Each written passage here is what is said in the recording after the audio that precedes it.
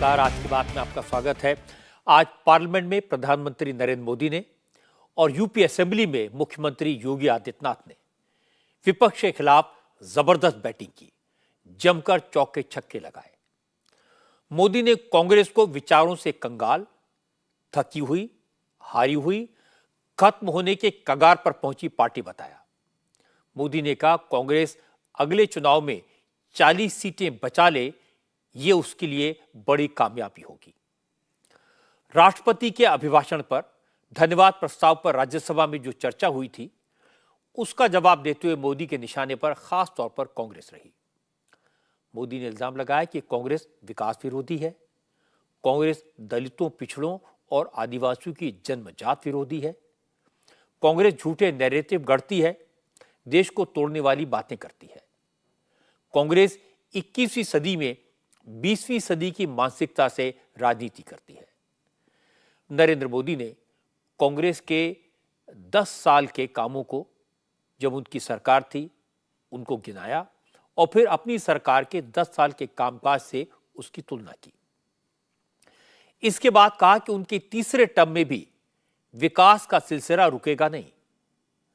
प्रधानमंत्री ने इस बात पर दुख जताया कि कांग्रेस और दूसरे विपक्षी दल उनकी सरकार पर राज्यों का हक मारने का आरोप लगा रहे हैं।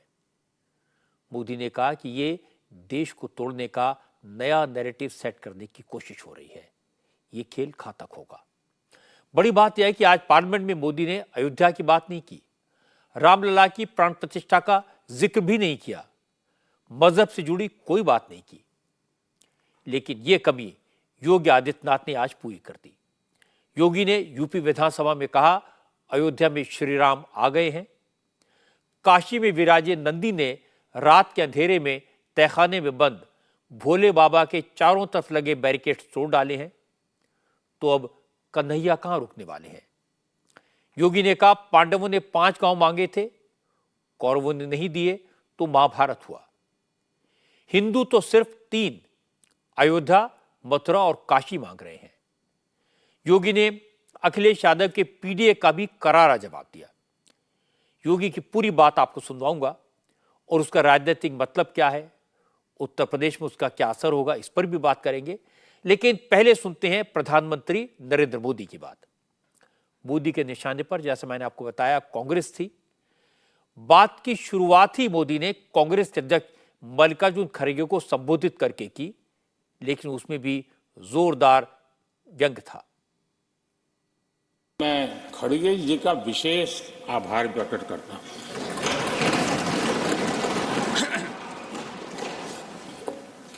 बहुत ध्यान से सुन रहा था खड़गे जी उस दिन में, और ऐसा आनंद आया, ऐसा बहुत कम मिलता है। लोकसभा में तो कभी कभी मिल जाता है, लेकिन आजकल वो दूसरी ड्यूटी पर है तो मनोरंजन कम मिलता है। लेकिन लोकसभा में मनोरंजन की जो कमी हमें खल रही है, उस दिन आपने पूरी कर दी।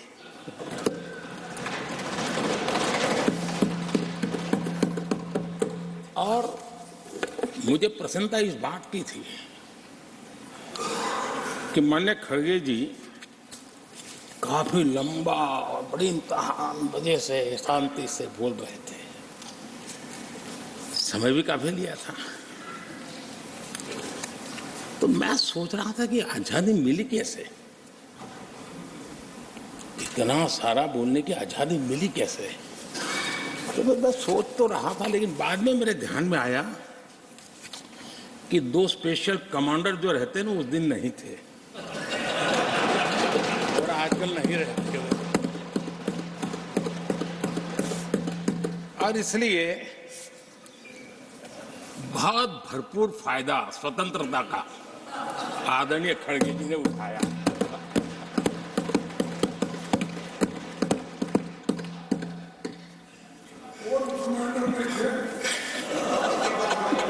और मुझे लगता है कि उस दिन खड़गे जी ने सिनेमा का एक गाना सुना होगा, ऐसा मौका फिर कहां मिलेगा।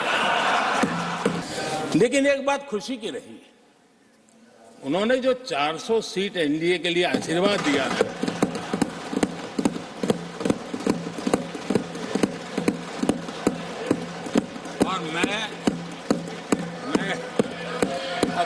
के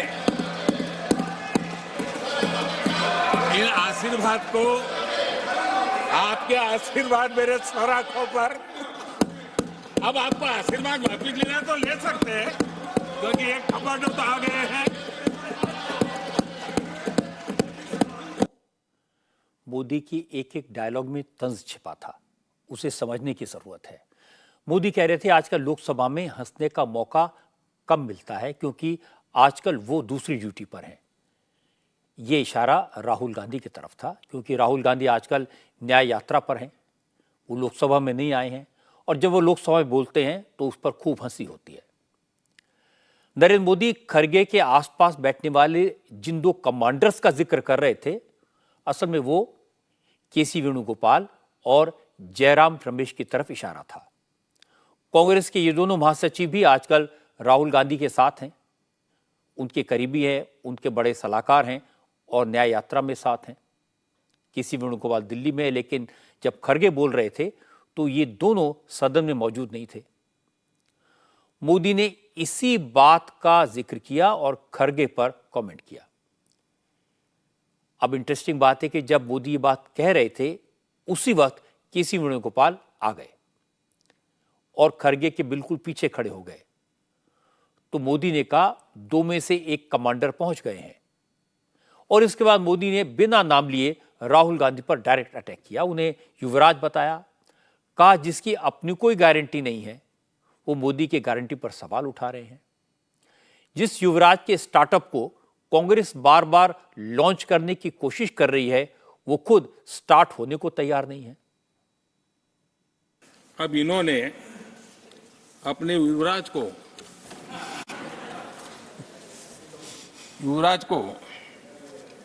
एक स्टार्टअप बना करके दिया है। अब वो नॉन स्टार्टर है।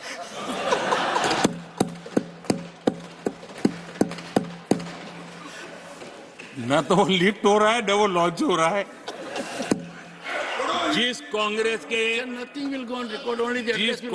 के अपने नेता की कोई गारंटी नहीं है, अपनी नीति की कोई गारंटी नहीं है, वो मोदी की गारंटी पर सवाल उठा रहे हैं।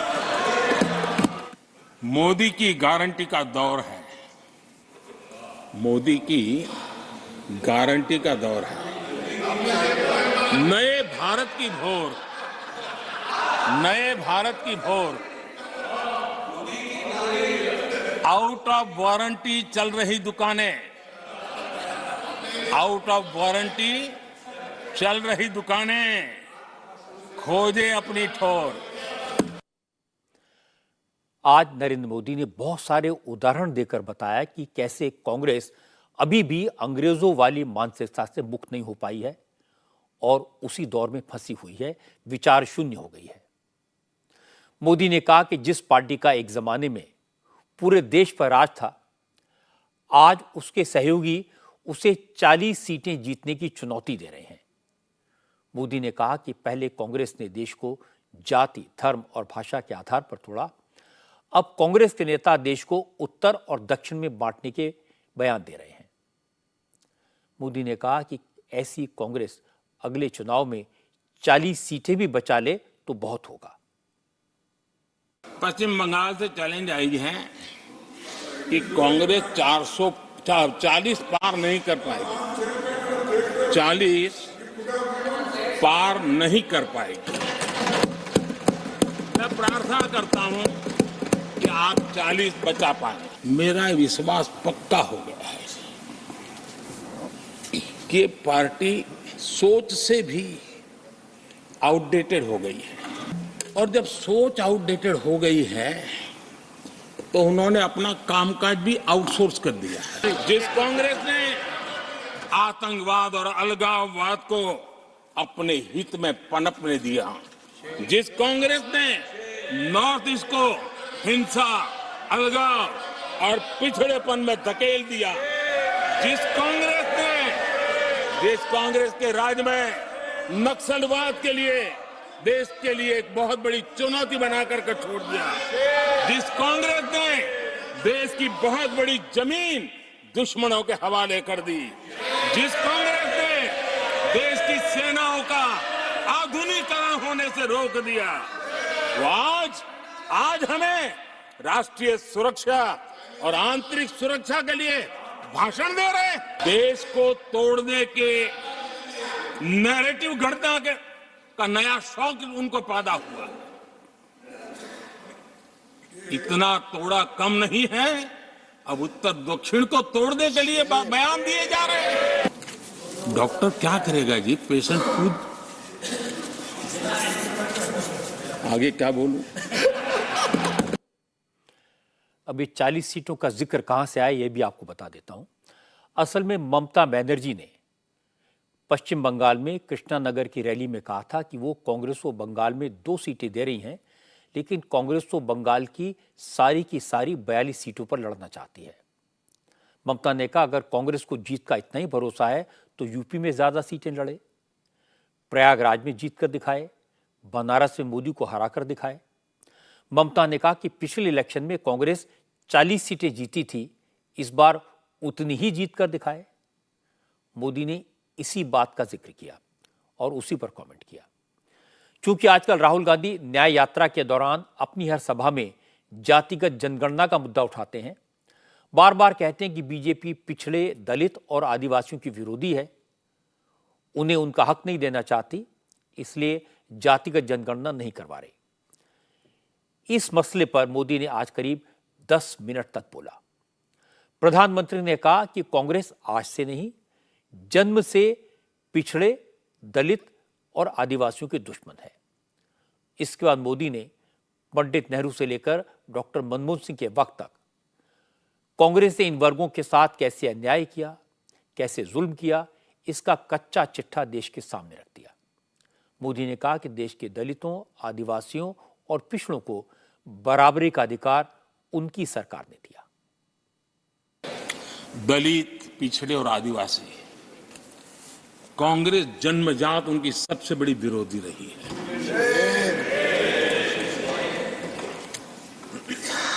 और मैं तो कभी कभी सोचता हूं, अगर बाबा साहब न होते ना, तो शायद कि एससी एसटी को आरक्षण मिलता कि नहीं मिलता, ये भी मेरे मन में सवाल उठता है। और मैं ये कह रहा हूं, इसके पीछे मेरे पास प्रमाण है। इनकी सोच आज से नहीं, उस समय से ऐसी है, मेरे पास प्रमाण। अब देखिए, एक बार नेहरू जी ने एक चिट्ठी लिखी थी और ये चिट्ठी मुख्यमंत्रियों को लिखी थी। मैं उसका अनुवाद पढ़ रहा हूं। मैं किसी भी आरक्षण को पसंद नहीं करता और खासकर नौकरी में आरक्षण तो कतई नहीं। नेहरू जी ने जो कहा वो कांग्रेस के लिए हमेशा से पत्थर की लकीर होता है। नेहरू जी ने कहा मतलब पत्थर की लकीर उनके लिए। कांग्रेस ने जम्मू कश्मीर के एससी, एसटी, ओबीसी को 7 दशकों तक उनके अधिकारों से वंचित रखा।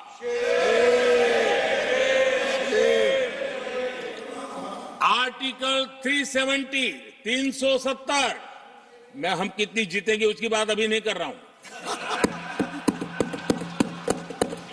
आर्टिकल 370 को निरस्त किया, तब जाकर के इतने दशकों के बाद एसटी, एसटी, ओबीसी को वो अधिकार मिले जो देश के लोगों को बरसों से मिले हुए थे। इसको रोक के रखा था। एससी, एसटी, ओबीसी उनको बड़ी भागीदारी ने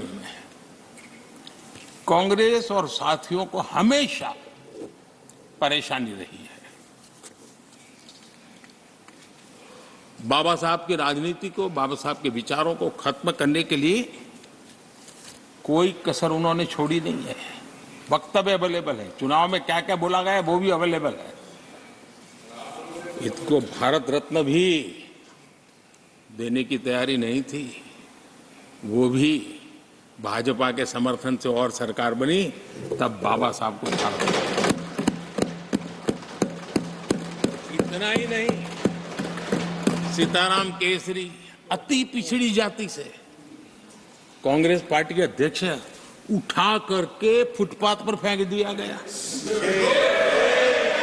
ओबीसी, वो वीडियो अवेलेबल है, वो देश ने देखा। मोदी के आज के भाषण का पूरा फोकस कांग्रेस पर था। इसे समझने की जरूरत है। मतलब क्लियर है। 2 हफ्ते पहले तक बीजेपी को लगता था कि अगर सारे विरोधी दल मिलकर लड़े, मोदी को हराने के लिए एक साथ आए, तो कुछ राज्यों में चुनौती पेश कर पाएंगे। लेकिन 2 हफ्ते में बाजी पलट गई। अब नीतीश बीजेपी के साथ आ गए, ममता बनर्जी अलायंस से अलग हो गई, अखिलेश यादव कांग्रेस को टहला रहे हैं और जयंत चौधरी अब अखिलेश को गच्चा देने की तैयारी में है। इसलिए अलायंस तो लगभग खत्म सा हो गया। लेकिन इसके बावजूद गुजरात, कर्नाटक और तेलंगाना ये ऐसे राज्य हैं जहां पर बीजेपी का सीधा मुकाबला कांग्रेस से ही होगा। इसलिए अब बीजेपी के नेता कांग्रेस को हेड ऑन लेंगे। देश भर में करीब 300 सीटें ऐसी हैं जहां कांग्रेस बीजेपी की मेन राइवल है। आज नरेंद्र मोदी ने इसी बात की तरफ इशारा किया और कल से इसका असर देश भर में दिखने लगेगा। बीजेपी को सबसे ज्यादा उम्मीद उत्तर प्रदेश से है, जहां अयोध्या में राम मंदिर बना है, काशी से नरेंद्र मोदी चुनाव लड़ते हैं और प्रदेश में योगी आदित्यनाथ की सरकार है। आज योगी आदित्यनाथ ने एक बार फिर अपनी वाकपटुता का परिचय दिया। योगी आदित्यनाथ ने ऐसे इश्यूज उठाए जो सीधे जनता के दिल से जुड़े हैं। चर्चा का जवाब दे रहे थे। योगी ने आज खुलकर अयोध्या, काशी और मथुरा की बात की। अखिलेश यादव के पीडीए का मतलब भी समझाया। चाचा शिवपाल यादव को लेकर अखिलेश पर कमेंट भी किया। यूपी की कानून व्यवस्था की बात की, सनातन परंपरा का जिक्र किया। योगी ने भाषण की शुरुआत अयोध्या से की। योगी ने कहा उन्हें इस बात का संतोष है, जो कहा वो करके दिखाया, जहां कहा मंदिर वहीं बनाया। और इसके बाद योगी ने इशारों इशारों में यह भी बता दिया कि अब काशी और मथुरा की बारी है। मुख्यमंत्री योगी आदित्यनाथ ने कहा कि अयोध्या को अभिशप्त बना दिया गया था। एक जमीन के टुकड़े को लेकर विवाद था, लेकिन पूरी अयोध्या को विकास से वंचित कर दिया गया। वोट बैंक के चक्कर में दूसरी पार्टियों के नेता अयोध्या जाने से बचते थे। कुर्सी चली जाएगी इस डर से नोएडा और बिजनौर नहीं जाते थे। योगी ने कहा उनकी आस्था थी, विकास का कमिटमेंट था, इसलिए अयोध्या भी गए और कुर्सी जाने का कोई डर नहीं था, इसलिए नोएडा और बिजनौर भी गए। योगी ने कहा जब इंसान शाश्वत नहीं है तो कुर्सी कहां शाश्वत रहेगी। इसलिए जिन लोगों ने वोट के चक्कर में अयोध्या के साथ अन्याय किया, उन्हें प्रभु राम ने किनारे लगा दिया। योगी ने कहा जब रामलला मंदिर में विराजमान हो गए तो काशी में बैठे नंदी महाराज ने भी रात में बैरिकेड तोड़ डाले और अब कन्हैया भी कहां मानने वाले हैं। हमें प्रसन्नता इस बात की थी, हम अंतःकरण से प्रसन्नता इस बात की थी कि प्रभु तो विराजमान हुए हैं, उनके भव्य और दिव्य प्रतिमा की प्राण प्रतिष्ठा का कार्यक्रम संपन्न हुआ है, भारत के गौरव की प्राण प्रतिष्ठा का कार्यक्रम संपन्न हुआ है। लेकिन प्रसन्नता इस बात की भी थी कि हमने वचन निभाया और मंदिर वहीं बनाया।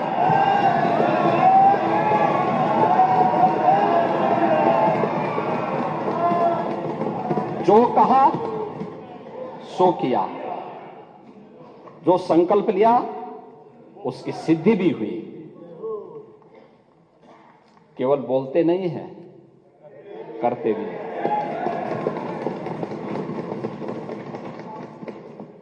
महोदय, कार्य बहुत पहले हो जाना चाहिए था।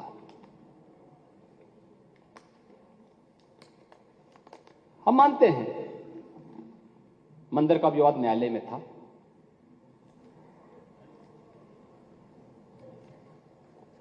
लेकिन वहां की सड़कों को तो चौड़ा किया जा सकता था ना, वहां के घाटों का पुनरुद्धार किया जा सकता था, अयोध्या वासियों को बिजली की आपूर्ति की जा सकती थी। विकास के इन कार्यों को किस मंशा के साथ रोका गया था? कौन सी मंशा थी कि अयोध्या का विकास ही अवरुद्ध कर दो?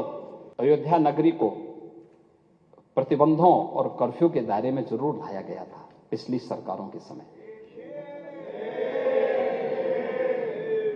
सदियों तक अयोध्या कुत्सित मंशा के लिए अभिषिक्त थी, एक सुनियोजित तिरस्कार भी झेलती रही। लोक आस्था और जनभावनाओं के साथ ऐसा खिलवाड़ संभवतः दूसरी जगह देखने को नहीं मिला होगा। अयोध्या के साथ अन्याय हुआ। अयोध्या के बाद योगी आदित्यनाथ ने मथुरा और काशी का जिक्र किया, इनके बारे में विस्तार से बात की, महाभारत की याद दिलाई, रामधारी सिंह दिनकर की कविता को कोट किया, कहा कि पांडवों ने 5 गांव मांगे थे, कृष्ण ने कौरवों को बहुत समझाया था, लेकिन जब कौरवों ने कह दिया कि बिना युद्ध के सुई की नोक के बराबर भी जमीन नहीं देंगे, तो महाभारत हुआ और पूरा कौरव वंश नष्ट हो गया। योगी ने कहा, हिंदू तो सिर्फ 3 पवित्र स्थल मांग रहे हैं, इसमें गलत क्या है? जिन आतताइयों ने हमारे आराधना स्थलों को तोड़ा, आजकल वोट के चक्कर में उनका गुणगान किया जा रहा है। योगी ने कहा, यह बर्दाश्त नहीं किया जाएगा। यही तो हुआ था अयोध्या के साथ, और यही हुआ काशी के साथ, और यही हुआ था मथुरा के साथ भी। हमने यही तो कहा, उस समय 5 गांव मांगे थे। भाई भगवान कृष्ण ने तो पहले कहा, जब वो समझौता कराने के लिए गए थे, महाभारत का युद्ध टालने के लिए गए थे, कि भी देना हो तो आधा दो, लेकिन इसमें भी यदि बाधा है तो दे दो केवल 5 ग्राम। लेकिन वो 5 गांव, लेकिन यहां तो ये समाज सैकड़ों वर्षों से यहां की आस्था केवल 3 के लिए बात कर रही है, 3 के लिए।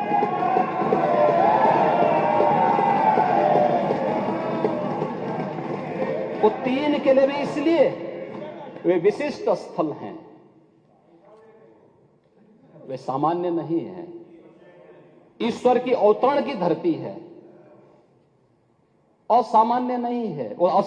लेकिन एक जिद है, और उस जिद में जब राजनीतिक उसमें तड़का पड़ने लगता है और वोट बैंक बनाने की राजनीति होने लगती है, तो वहीं से फिर विवाद की स्थिति खड़ी होने लगती है। यानी लोक आस्था, भारत के अंदर लोक आस्था का अपमान हो, बहुसंख्यक समाज गिड़गिड़ाए, ये पहली बार देखने को मिला। दुनिया देख रही है, स्वतंत्र भारत में काम पहले होना चाहिए था, 1947 में प्रारंभ होना चाहिए था, और उस आस्था के लिए बार बार गुहार लगाता रहा। हमने तो केवल 3 जगह मांगी, अन्य जगहों के बारे में कोई मुद्दा नहीं था, अयोध्या के लिए।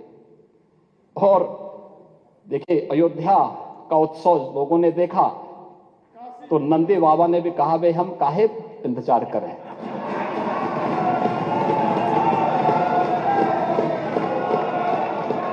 उन्होंने भी इंतजार किए बगैर रात्रि में बैरिकेड तोड़वा डाले। और हमारे कृष्ण कन्हैया कहां मानने वाले हैं?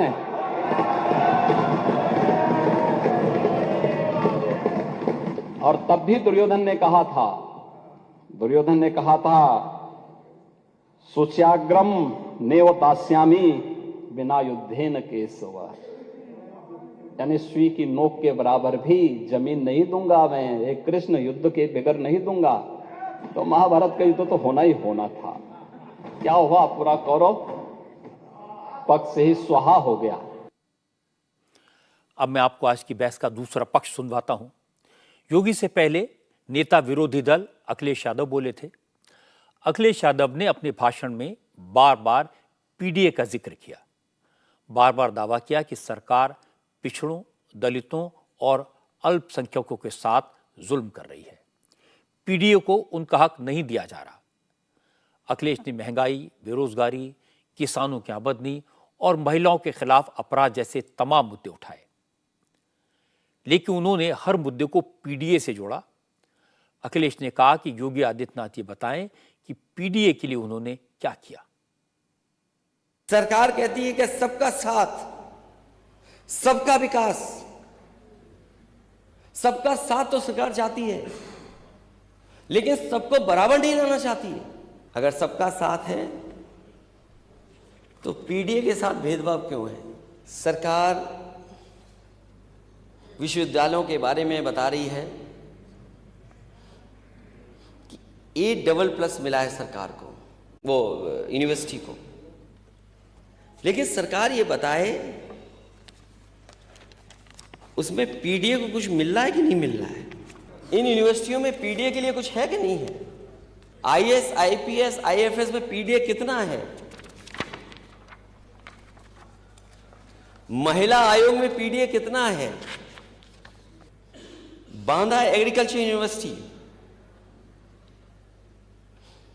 कुल भर्ती में पीडीए केवल 3% है।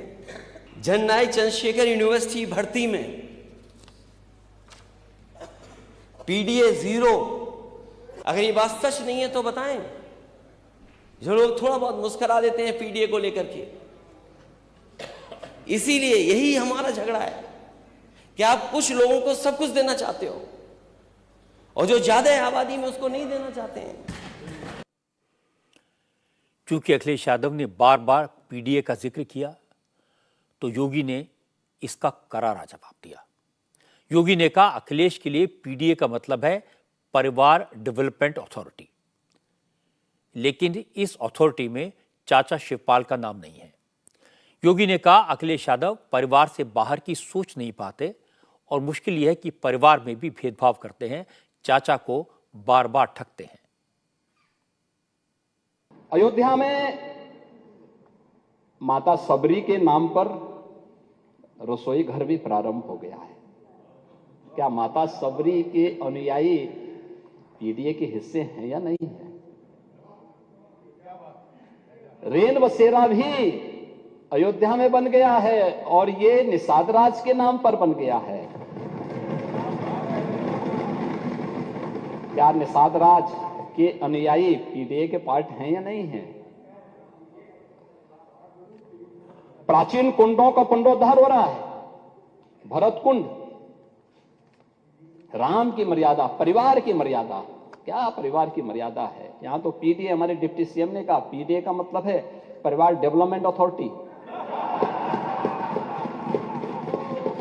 ब्रजेश जी ने अभी अपने उसमें कहा उनके पीडीए में और लोग हैं लेकिन चच्चू नहीं है।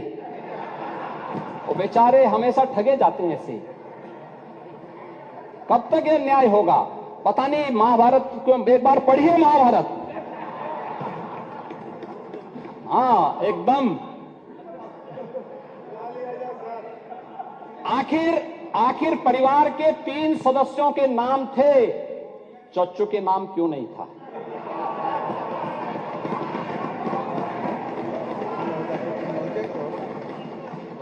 उनका भी नाम देते, वरिष्ठ नेता थे। बेचारा रगड़ते रगड़ते अपने को जो है पीडीए में है ही नहीं। इसीलिए कह रहे हैं ना कि उन्होंने चाचू को ही भुला गए, परिवार के, यानी इस प्रकार से उन्होंने विस्मृत कर दिया। के साइडलाइन में थे ही नहीं, कैमरे के फोकस में नहीं थे, अब रेड कारपेट पे नहीं चल पाए। इसीलिए हम कह रहे हैं ना कि चच्चू को ही भूल गए और बेचारे चच्चू देखते रह जा रहे हैं कि ठगे गए एक बार फिर। अब ये तो अगर प्रभु राम को ये लोग मानते तो चच्चू के साथ अन्याय नहीं करते। योगी का इशारा किस तरफ था ये भी आपको बता देता हूं। अब से थोड़े दिन पहले अखिलेश यादव ने उत्तर प्रदेश में 16 उम्मीदवारों की लिस्ट जारी की थी, जिसमें उनके अपने परिवार के सभी लोग थे, लेकिन चाचा शिवपाल या उनके बेटे का नाम नहीं था। योगी ने इसी बात पर मजा लिया। क्योंकि अखिलेश यादव ने उत्तर प्रदेश की कानून व्यवस्था पर भी सवाल उठाए थे, इसलिए योगी ने इस पर पूरे फैक्ट्स और फिगर्स के साथ जवाब दिया। उन्होंने बताया कि उन्होंने अपराध के प्रति जीरो टॉलरेंस की नीति क्यों अपनाई, पुलिस फोर्स में रिफॉर्म्स के लिए क्या क्या कदम उठाए और इसका क्या असर हुआ। उत्तर प्रदेश के सुशासन के लक्ष्यों को प्राप्त करने में प्रदेश की कानून व्यवस्था ने बड़ी भूमिका का निर्वहन किया। इसके लिए प्रदेश को, शासन को पूरे प्रदेश के अंदर सुरक्षा का एक बेहतर वातावरण बनाना पड़ा। जीरो टॉलरेंस की नीति अपनानी पड़ी। हमारी जीरो टॉलरेंस की नीति से बहुत सारे लोगों को थोड़ा बुरा लगता है, क्योंकि जिन लोगों की आदतें खराब थी तो उन लोगों को कानून के रास्ते पर लाने में थोड़ा कठिनाई तो ही होगी, तो उनकी चिड़चिड़ाहट कभी देखने को मिलती है। लेकिन इसके लिए हमने पुलिस में भी रिफॉर्म किए, भर्ती की प्रक्रिया को आगे बढ़ाया, उनकी ट्रेनिंग को अपग्रेड किया। एनसीआरबी के आंकड़े जो बताते हैं 2016 के सापेक्ष 2023 में अगर आप देखेंगे तो डकैती के मामलों में लगभग 87% कमी आई है, लूट के मामलों में लगभग 76% कमी आई है, हत्या के मामले में 43% कमी आई है, बलवा के मामले में 64%, फिरौती और अपहरण के मामलों में 72% और दुष्कर्म के मामलों में 46% की कमी देखने को मिली है। अब एक बात तो पक्की है कि यूपी में लॉ एंड ऑर्डर के मसले पर योगी आदित्यनाथ को कोई चैलेंज नहीं कर सकता। ये वो बदलाव है जो यूपी की जनता हर रोज अपने आसपास महसूस करती है, इसके बारे में बात करती है। यूपी में लोग चैन की नींद सोते हैं और गुंडागर्दी करने वालों की नींद उड़ी हुई है। दूसरी बात, अयोध्या में बने राम मंदिर ने योगी आदित्यनाथ को नई ऊर्जा दी है। अयोध्या अब न सिर्फ राम की नगरी है, न सिर्फ एक अध्यात्म का शहर है, बल्कि अयोध्या को योगी ने वर्ल्ड टूरिज्म का एक बड़ा सेंटर बना दिया है और इसका असर पूरे उत्तर प्रदेश में दिखाई दे रहा है। जहां तक सियासत की बात है, यूपी में योगी ने कांग्रेस को लगभग साफ कर दिया है। पिछले 4 चुनाव में समाजवादी पार्टी को बार बार मात दी है। चाहे समाजवादी पार्टी ने कांग्रेस के साथ हाथ मिलाया या बीएसपी के साथ मिलकर चुनाव लड़ा, बीजेपी पर इसका कोई असर नहीं दिखा। इस बार यूपी में इंडिया अलायंस बनाने की जो कोशिश थी, उसको भी आघात लगा है। कल से इस बात की चर्चा है कि जयंत चौधरी अखिलेश यादव का साथ छोड़ने वाले हैं। उन्होंने हवा का रुख पहचान लिया है। और जहां तक चुनाव से पहले दलों के गठबंधन की बात है, थोड़े दिन पहले तो सारे मोदी विरोधी एक साथ इकट्ठे होते दिखाई दे रहे थे, लेकिन अब उल्टी गंगा बहने लगी है। नीतीश कुमार इंडिया अलायंस का साथ छोड़कर बीजेपी के साथ आ चुके हैं और चंद्रबाबू नायडू के भी इसी तरफ आने के आसार हैं। ये मोदी विरोधी मोर्चे के लिए बड़ा सेटबैक है। एनडीए में शामिल होने के बाद आज नीतीश कुमार पहली बार दिल्ली पहुंचे और प्रधानमंत्री नरेंद्र मोदी से मुलाकात की। इसके बाद नीतीश कुमार अमित शाह से मिले और जेपी नड्डा से भी मिले। बीजेपी की टॉप लीडरशिप के साथ क्या बात हुई, ये तो नीतीश ने नहीं बताया, लेकिन बार बार ये कहते रहे कि अब तक जो हुआ सो हुआ, अब बीजेपी के साथ हैं, बीजेपी के साथ ही रहेंगे, अब वो कहीं नहीं जाएंगे।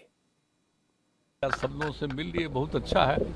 और अब आपको हम इतना ही खाली बता देना चाहते हैं कि अब हम लोग जो पहले से श्रद्धेय अटल जी के टाइम से, आप समझ लीजिए 1995 से जो साथ में थे, अब बीच में 2 बार इधर उधर जरूर हो गए थे, लेकिन अब कभी नहीं, फिर वहीं रहेंगे, अब इधर उधर नहीं। सीट वगैरह की बात के बारे में चर्चा करने का कोई तुक नहीं है, वो तो सब होगी ही और सब बात सबको उन लोगों को शुरू से मालूम है, बाकी सब चीज का कोई खास बात नहीं है। नीतीश कुमार के इंडिया अलायंस को छोड़कर एनडीए में जाने का पहला असर तो लोकसभा चुनाव में दिखाई देगा। नीतीश जानते हैं कि वक्त के साथ उनका असर कब हो रहा है, उम्र भी बढ़ गई है, लेकिन बीजेपी समझती है कि नीतीश अकेले भले ही मजबूत ना हो, लेकिन जब साथ मिलकर चुनाव लड़ेंगे तो उसका फायदा होगा। पिछला लोकसभा चुनाव इसका बड़ा उदाहरण है। पिछली बार नीतीश और बीजेपी मिलकर लड़े थे और बिहार की 40 में से 39 सीटें जीती थी। इस बार 40 में से 40 सीटें का लक्ष्य है। एनडीए का मुकाबला लालू के आरजेडी से होगा और बिहार में लोग ये कहते हैं कि तेजस्वी यादव लाख कोशिश करने के बाद भी वो करिश्मा क्रिएट नहीं कर पाए जो एक जमाने में लालू यादव का था। इसीलिए लालू ने नीतीश का साथ पकड़ा था, लेकिन नीतीश ने ऐन वक्त पर पारा बदल लिया और लालू की सोची समझी रणनीति पर पानी फेर दिया। अब बात अरविंद केजरीवाल की। केजरीवाल के लिए आज दो बुरी खबरें आई। पहली तो यह कि शराब घोटाले के केस में जेल में बंद आम आदमी पार्टी के नेता संजय सिंह की जमानत की अर्जी दिल्ली हाई कोर्ट ने भी खारिज कर दी। और दूसरी खबर यह कि शराब घोटाले के केस में दिल्ली की रॉज एवेन्यू कोर्ट ने केजरीवाल को 17 फरवरी को अदालत में पेश होने का आदेश दिया। शराब घोटाले के केस में केजरीवाल ईडी के 5 समन को गैर कानूनी बताकर इग्नोर कर चुके हैं। इसके बाद ईडी ने अदालत का दरवाजा खटखटाया। सुनवाई के दौरान कोर्ट ने ईडी के समन को सही बताया और कोर्ट ने माना कि ईडी के पास अरविंद केजरीवाल को समन भेजने के लिए पर्याप्त सबूत मौजूद है। और इसके बाद अदालत ने केजरीवाल को 17 फरवरी को हाजिर होने का निर्देश दिया। हालांकि केजरीवाल की पार्टी के नेता कोर्ट के आदेश के बाद भी कह रहे हैं कि ईडी के समन गैर कानूनी है और केजरीवाल अदालत में इस बात को साबित करेंगे, पूरे तथ्य रखेंगे। दिल्ली के फाइनेंस मिनिस्टर आतिशी सिंह ने कहा कि कोर्ट के समन पर कानूनी राय ली जा रही है और जल्द ही उसका जवाब दिया जाएगा। हम कोर्ट के आदेश का सम्मान करते हैं और हम इस मैटर में जो ऑनरेबल कोर्ट है, राउज एवेन्यू कोर्ट, उसके कोर्ट के सामने अपना पूरा पक्ष रखेंगे कि क्यों दिल्ली के मुख्यमंत्री अरविंद केजरीवाल जी ने जो 5 समन ईडी ने उनको दिए वो उस पर क्यों नहीं गए। नंबर 1 और सबसे महत्वपूर्ण, हम ऑनरेबल कोर्ट को ये बताएंगे, हम न्यायालय को ये बताएंगे कि जो 5 समन ईडी ने इशू किए ये 100% गैर कानूनी थे। ये एक राजनीतिक साजिश है जिसके तहत ये कोशिश की जा रही है कि दिल्ली के मुख्यमंत्री अरविंद केजरीवाल जी को ईडी के ऑफिस बुला के अरेस्ट कर लिया जाए। आम आदमी पार्टी ने आज ईडी के समन को लेकर तमाम वही बातें कही जो वो पहले दिन से कहती आ रही है। आम आदमी पार्टी की तरफ से आज एक बार फिर बीजेपी पर इल्जाम लगाया गया। आतिशी ने कहा सब कुछ बीजेपी के इशारे पर हो रहा है। इस पर बीजेपी के लीडर प्रवेश वर्मा ने कहा केजरीवाल को खुद पता है कि वो घोटाले में शामिल हैं, इसीलिए वो ईडी से भाग रहे हैं। लेकिन अब केजरीवाल के पास बचने की कोई गुंजाइश नहीं है, उन्हें कोर्ट के सामने पेश होना ही पड़ेगा। बार बार ईडी के द्वारा नोटिस भेजने के बाद भी अरविंद केजरीवाल जी पेश नहीं हो रहे थे। वो कानून से भाग रहे थे जैसे एक चोर भागता है। हम सभी को मालूम है और उनको भी पता है कि उन्होंने शराब घोटाला किया है। वो बिल्कुल भी बच नहीं पाएंगे क्योंकि उनके पास में जो भी ईडी के पास में सबूत है उनको काउंटर करने के लिए कुछ नहीं है। तो मैं कोर्ट के फैसले का सम्मान करता हूं और मैं अरविंद केजरीवाल से अपेक्षा करता हूं कि वो 17 तारीख को पेश होंगे और वो सारी बातों का जवाब देंगे। असली बात है कि केजरीवाल बहुत समय से अलग अलग तरह के दांव पेच लगाकर इस मामले को टालने की कोशिश करते रहे हैं। वो चाहते हैं किसी तरह से लोकसभा चुनाव तक उन्हें ईडी के सामने पेश न होना पड़े, ईडी उन्हें अरेस्ट करके जेल में न डाल दे। लेकिन ईडी ने यह मामला कोर्ट में ले जाकर उनके लिए नई मुसीबत खड़ी कर दी। अगर ईडी पहले केजरीवाल को अरेस्ट करती तो हेमंत सोरेन की तरह पब्लिक की सिंपैथी हासिल करने का प्रयास करते, लोगों से कहते कि कैसे उन पर जुल्म किया जा रहा है, उनके पास मेजॉरिटी है, उनकी सरकार गिराने की कोशिश की जा रही है। लेकिन अब अगर कोर्ट ने उन्हें ईडी के सामने पेश होने का आदेश दिया तो पब्लिक की नजर में केजरीवाल का केस और कमजोर पड़ेगा और किसी भी नेता के लिए यह सबसे ज्यादा खतरनाक होता है। अब महाराष्ट्र की राजनीति की बात कर लेते हैं। आज चुनाव आयोग ने शरद पवार के गुट को राज्यसभा चुनाव के लिए टेम्परेरी नाम अलॉट कर दिया। 27 फरवरी को राज्यसभा के चुनाव होने हैं। इसमें शरद पवार का गुट नेशनलिस्ट कांग्रेस पार्टी शरद चंद्र पवार के नाम से अपने उम्मीदवार उतार सकता है। शरद पवार की तरफ से इलेक्शन कमीशन को 3 नाम भेजे गए थे। नेशनलिस्ट कांग्रेस पार्टी शरद चंद्र पवार, नेशनल कांग्रेस पार्टी शरद राव पवार और एनसीपी शरद पवार, और सिंबल के तौर पर बरगद का पेड़ या उगता सूरज देने की मांग की गई थी।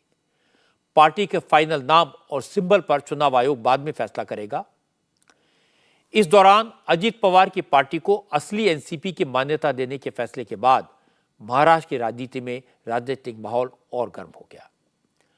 अजीत पवार के कैंप में खुशी है तो शरद पवार के गुट में गम का माहौल है। लेकिन दोनों ही कैंप आगे की लड़ाई की दौर जारी है। सुबह जीतन नाबार्ड और वंदना चव्हाण शरद पवार से मिले थे। पार्टी के दूसरे नेताओं से भी शरद पवार ने बात की और इसके बाद यह तय हुआ कि पार्टी इलेक्शन कमीशन के फैसले के खिलाफ सुप्रीम कोर्ट में अपील करेगी। Today we are definitely moving Supreme Court and we are very optimistic because we know we are on the right side. Election commission के फैसले के बाद अजीत पवार कैंप में जमकर जश्न मनाया गया। फैसले के बाद अजीत पवार पहली बार पार्टी के दफ्तर पहुंचे। उनके स्वागत के लिए हजारों कार्यकर्ता पार्टी ऑफिस में मौजूद थे। अजीत पवार का कार्यकर्ताओं ने स्वागत किया। अजीत के स्वागत में ढोल बजे, फूल माला पहनाकर उनका सम्मान किया गया और इसके बाद आतिशबाजी भी हुई। चूंकि शरद पवार का गुट सुप्रीम कोर्ट में अपील करने वाला है, इसलिए अजीत पवार के गुट ने पहले ही केविएट फाइल कर दी है। केविएट का मतलब है उन्हें सुने बगैर सुप्रीम कोर्ट कोई फैसला ना करे। दूसरी तरफ शरद पवार के सपोर्टर सड़कों पर उतरे। साउथ मुंबई में आज शरद पवार के सपोर्टर्स ने प्लेकार्ड लेकर, संविधान की फोटो लेकर प्रोटेस्ट किया। पोस्टर में अजीत पवार को रावण के तौर पर दिखाया। उनकी तस्वीर पर क्रॉस का मार्क लगाया। इसमें लिखा था, जो चाचा का नहीं हुआ वो महाराष्ट्र के लोगों का क्या होगा। इस बीच दिल्ली में शरद पवार ने आज पार्टी के नेताओं के साथ मिलकर आगे की रणनीति पर विचार किया। शरद पवार से मीटिंग के बाद जीतन नाबार्ड ने कहा कि अजीत पवार जो कुछ भी हैं शरद पवार की वजह से हैं। उन्होंने अपने चाचा की पीठ में छुरा भोंका है। महाराष्ट्र की जनता इसका जवाब देगी। डिसीजन ही विवादित है। उनमें वही कॉन्ट्राडिक्शंस है। वो बोल रहे हैं कि अजीत पवार की और शरद पवार जी की जो मतभेद है 2019 से शुरू हो गए। क्या वो भूल गए कि अजीत पवार को माफ करके शरद पवार जी ने उप मुख्यमंत्री दिया था, जो मैं मानता हूं कि सबसे बड़ी गलती है। गद्दारों को माफ नहीं करना चाहिए और महाराष्ट्र वही करेगी, गद्दारों को माफ नहीं करेगी। तो ये इलेक्शन कमीशन कुछ रहा नहीं है, ये कठपुतली बन गई है। लड़ाई तो लड़ेंगे।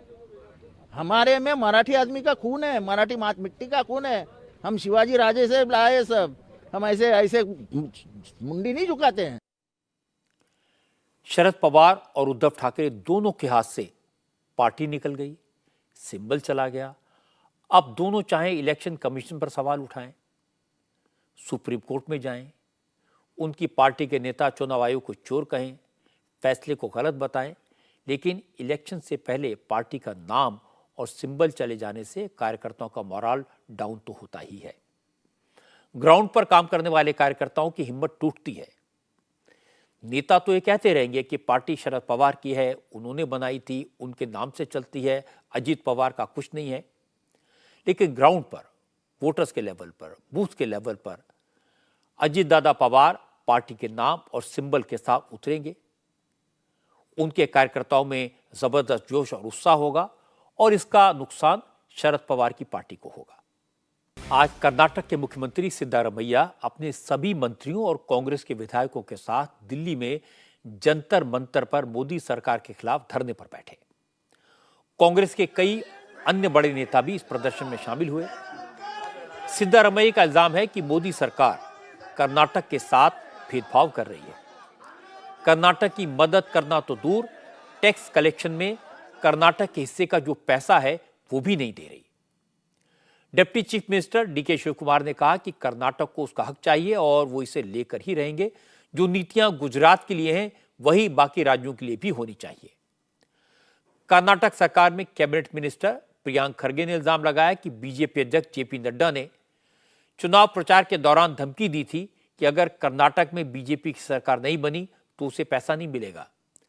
अब वही बात सच साबित हो रही है और यह भेदभाव बर्दाश्त नहीं किया जाएगा। हम अक्यूज नहीं कर रहे हैं, ये सौतेला जो व्यवहार हम बोल रहे हैं वो सरकार के आंकड़े ही बोल रहे हैं ना। 14 फाइनेंस कमीशन को हमको 4.75 मिल रहा था, अभी 3.65 मिल रहा है। वो सरकारी आंकड़े हमारे नहीं है। 73,000 करोड़ एवरी ईयर हमको नुकसान हो रहा है। कॉम्पनसेशन रिजेक्ट हुआ था, वो निर्मला सीतारामन जी ने कर्नाटक के MP होने के बावजूद किया है। वो सरकारी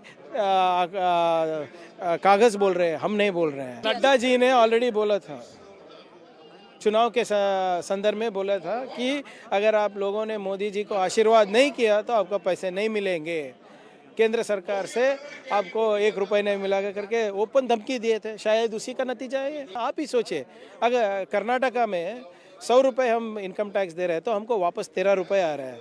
उत्तर प्रदेश में 100 रुपये दे रहे हैं तो 333 रुपीज़ जा रहा है। मध्य प्रदेश में जा रहा है तो 292 रुपीज़ जा रहा है। तो ये कहाँ का न्याय हुआ? कर्नाटक सरकार के सारे आरोपों को फाइनेंस मिनिस्टर निर्मला सीतारमण ने झूठा और बेबुनियाद बताया। निर्मला ने कहा कि फाइनेंस कमीशन की राय के आधार पर राज्यों को पैसे का डिस्ट्रीब्यूशन किया जाता है। कर्नाटक की सरकार झूठे फिगर्स पेश करके मोदी सरकार को बदनाम करने की कोशिश कर रही है। इस बीच बेंगलुरु और दिल्ली में बीजेपी के कार्यकर्ताओं और नेताओं ने कांग्रेस के खिलाफ प्रोटेस्ट किया। लेकिन पहले ममता बनर्जी और अब सिद्धारमैया ने जिस तरह केंद्र सरकार पर भेदभाव के आरोप लगाए हैं, उससे प्रधानमंत्री नरेंद्र मोदी दुखी हैं। आज राज्यसभा में नरेंद्र मोदी इस मुद्दे पर करीब 10 मिनट बोले। मोदी ने कहा वो गुजरात के मुख्यमंत्री रहे हैं और उन्हें पता है कि राज्यों और केंद्र सरकार के बीच स्वस्थ रिश्ते कितने जरूरी हैं। मोदी ने कहा कि राज्यों के विकास से ही देश का विकास संभव है। अगर शरीर का एक अंग खराब हो तो पूरे शरीर को अपंग माना जाता है, इसलिए राज्यों के साथ भेदभाव का सवाल ही नहीं पैदा होता। आजकल कुछ राज्य सरकारें जिस तरह का नैरेटिव सेट करने की कोशिश कर रही हैं, वो देश के लिए खतरनाक है। हम राज्यों का विकास से ही राष्ट्र का विकास कर पाएंगे। इस पे कोई विवाद नहीं हो सकता है, कोई विवाद नहीं हो सकता। और मैं आपको विश्वास देता हूं सभापति जी, राज्य अगर 1 कदम चलता है तो 2 कदम चलने की ताकत देने के लिए मर रहा है। कोऑपरेटिव फेडरलिज्म क्या होता है? और मैंने तो हमेशा कहा कॉम्पिटिटिव कोऑपरेटिव फेडरलिज्म। आज देश को जरूरत है कॉम्पिटिटिव कोऑपरेटिव फेडरलिज्म। हमारे राज्यों के बीच में तंदुरुस्त स्पर्धा हो ताकि हम तेजी से देश में आगे बढ़े। एक सकारात्मक सोच के साथ हमको चलने की जरूरत है। हम हर राज्य को उसका पूरा हक भी देना चाहते हैं, लेकिन मैं आज एक अहम मुद्दे पर मेरी पीड़ा व्यक्त करना चाहूंगा। अगर पैर में कांटा लगे तो पैर ये नहीं कहता है, हाथ कभी नहीं सोचता है कि मुझे क्या, पैर को कांटा लगा है, पैर पैर का काम करेगा। पल भर में हाथ पैर के पास पहुंच जाता है, कांटा निकालता है। कांटा पैर को लगता है, आंख ये नहीं कहती कि आंसू मैं क्यों बहाऊं, आंसू आंख से निकलते हैं। हिंदुस्तान के किसी भी कोने में दर्द हो तो पीड़ा सबको होनी चाहिए। अगर देश का एक कोना, अगर शरीर का एक अंग अगर काम नहीं करता है तो पूरा शरीर अपंग माना जाता है। शरीर जिस प्रकार से अगर देश का भी कोई कोना, देश का कोई क्षेत्र विकास से वंचित रह जाएगा तो देश विकसित नहीं हो सकता है। और इसलिए हमें भारत को एक अंगांगी भाव से देखना होना चाहिए, उसको टुकड़ों में नहीं देखना चाहिए। जिस प्रकार से हिंदी और भाषा बोली जा रही है, देश को तोड़ने के लिए, राजनीतिक स्वार्थ के लिए नए नैरेटिव गढ़े जा रहे हैं। एक पूरी सरकार मैदान में उतर करके भाषा गढ़ रही है। इससे बड़ा देश का दुर्भाग्य क्या हो सकता है? क्या इस प्रकार से देश को हमारा टैक्स, हमारे मनी किस भाषा में बोला जा रहा है? ये देश के भविष्य के लिए नया खतरा पैदा करने वाली बात है। देश को तोड़ने के लिए नए नैरेटिव खोजना बंद कर दीजिए। मोदी को इस मसले पर गुस्सा क्यों आया, ये समझने की जरूरत है। आज जो प्रोटेस्ट दिल्ली में किया गया उसका मकसद सियासी है, पॉलिटिकल है। नॉर्थ साउथ डिवाइड करके कांग्रेस को चुनाव में फायदा पहुंचाने की कोशिश है। कर्नाटक की पूरी सरकार दिल्ली में प्रोटेस्ट करने आई। इससे पहले आज सुबह देश के अखबारों में बड़े बड़े विज्ञापन दिए गए थे, जिसमें दिल्ली चलो का नारा दिया गया। कहा गया कि केंद्र सरकार ने कर्नाटक के लोगों पर जो आर्थिक अत्याचार किया है, जो जुल्म किया है, उसके खिलाफ दिल्ली जाकर आवाज उठानी है। कर्नाटक की सरकार का यह विज्ञापन देश के हर राज्य के, चाहे भुवनेश्वर हो या चाहे गुवाहाटी हो, वहां की राजधानियों के अखबारों में अलग अलग भाषाओं में छापा गया और हैशटैग के जरिए ट्विटर पर ट्रेंड भी कराया गया। अब कल केरल के मुख्यमंत्री पिनराई विजयन अपने मंत्रियों के साथ यही इल्जाम लगाकर दिल्ली में केंद्र सरकार के खिलाफ प्रोटेस्ट करेंगे और इसके बाद तमिलनाडु के मुख्यमंत्री एम.के. स्टालिन अपनी कैबिनेट के साथ दिल्ली में प्रदर्शन करेंगे। तो मंशा साफ है, मकसद साफ है, मतलब साफ है कि नॉर्थ साउथ में डिवाइड करने की सियासी कोशिश की जा रही है और नरेंद्र मोदी ने आज इसी की तरफ इशारा किया। अब मैं आपको एक चौंकाने वाली खबर बताता हूं जो कर्नाटक से आई है। कोई इसे चमत्कार कह रहा है, कोई भगवान का संदेश कह रहा है। असल में कर्नाटक के रायचूर जिले में कृष्णा नदी में खुदाई के दौरान भगवान विष्णु की 1000 साल पुरानी मूर्ति मिली। हैरान करने वाली बात यह है कि यह मूर्ति उसी तरह की है जिस तरह की मूर्ति की प्राण प्रतिष्ठा अयोध्या में की गई। रामलला की इस मूर्ति में भी भगवान विष्णु के दशावतारों को उकेरा गया है।